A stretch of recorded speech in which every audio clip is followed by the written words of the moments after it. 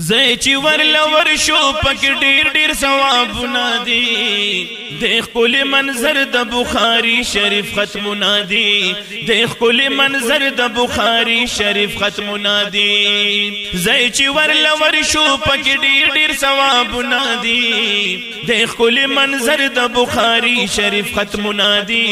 د خپل منظر د بخاری شریف ختمونه دي راغلي عالمان دي مسلې بیانېږي چې وي مین په دین باندې هغه به خوشحالېږي راغلي عالمان دي مسلې به بیانېږي چې وي مین په دین باندې هغه به خوشحالېږي دا فضل درب دے چې جوړ شوی محفلونه دي د خپل منظر د بخاری شریف ختمونه دي د خپل منظر د بخاری شریف ختمونه دي نور بس کا مسلمانا د شیطان خبر مورا هیڅ ګټ پکې نشتا د تاوان خبر مورا نور بس کا مسلمانا د شیطان خبر مورا اس گٹ پکی نشتا د تاوان خبر مورا یہ تو ولن پوہیگی کم خواتل استا سوچنا دی دیکھ کل منظر د بخاری شریف ختمنا دی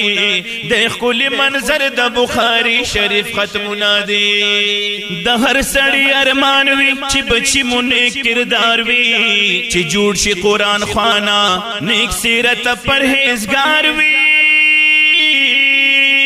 د هر سړی ارمان وی چې بچی مو نیک کردار وی چې جوړ شي قرآن خوانا نیک سیرت پرهیزګار وی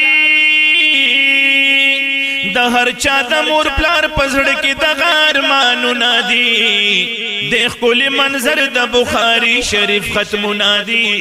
د خپل منظر د بخاری شریف ختمونه دي شوی امتحان دی پکې فعل او پاس ضرور بوي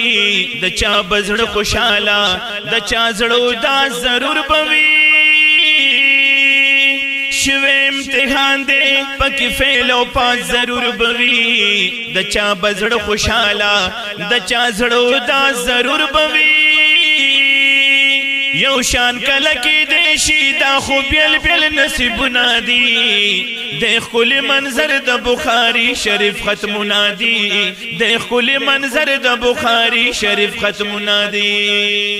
دا واړه مهنتونه د مفتی زین الله زین دي په مونږ احسانونه د مفتی زین الله زین دي دا واړه مهنتونه د مفتی زین الله زین دي په مونږ احسانونه د مفتی زین الله زین دي بیدری غور سرا خلق ویلی سبقنا دی دیر خل منظر د بخاری شریف ختمنا دی دیر خل منظر د بخاری شریف ختمنا دی پکلی ساول دیر کشود دین شمرو خانا و ممت مشکلا دا مشکل شواسانا پکلی ساول ډیر کې شو د دین شمرو خانا و مونږ ته مشکله دا مشکله شو اسانه پشرا خلق پوی شو ختمی دن کی رواجونه دي د خپل منظر د بخاری شریف ختمونه دي د خپل منظر د بخاری شریف ختمونه دي زای چې ورلور شو پک ډیر ډیر ثوابونه دي د خپل منظر د بخاری شریف ختمونه دي د خپل منظر د بخاری شریف ختمونه دي